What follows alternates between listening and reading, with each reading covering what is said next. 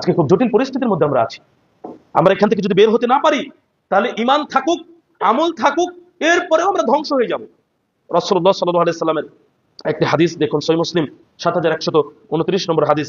নবী করিম সাল্লাল্লাহু আলাইহি সাল্লামের স্ত্রী জায়নাব বিনতে জাহশ রাদিয়াল্লাহু আনহা তাকে জিজ্ঞেস করলেন, ইয়া রাসূলুল্লাহ সাল্লাল্লাহু আলাইহি সাল্লাম, হে আল্লাহর রাসূল সাল্লাল্লাহু আলাইহি সাল্লাম, আনা হালিকু ওয়া ফিনা সলিহুন, আমাদের মাঝে অনেক সৎ মানুষ থাকার পরেও কি আমরা ধ্বংস হয়ে যাব? ক্বালা নাআম, রাসূলুল্লাহ সাল্লাল্লাহু আলাইহি সাল্লাম বললেন, হ্যাঁ, ইযা কাসুরাল খাবাস, যখন অশ্লীলতা, বেহায়াপনা, অপবিত্রতা বেড়ে যাবে, পাপ যখন বেড়ে যাবে, তখন অনেক মানুষ দিনদার, পরহেজগার, সৎ থাকার পরেও তোমরা ধ্বংস হয়ে যাবে। তাহলে একটা জাতি, একটা গোষ্ঠী, মানুষের একটা পরিবেশ পরিস্থিতি যখন ব্যাপকভাবে অশ্লীলতা, বেহায়াপনার দিকে ধাবিত হবে, তখন আমরা দিনদাররাও বাঁচতে পারবো না, আমরা ধ্বংস হয়ে যাব। কত বড় কঠিন বিষয়। তাহলে চিন্তা করতে হবে।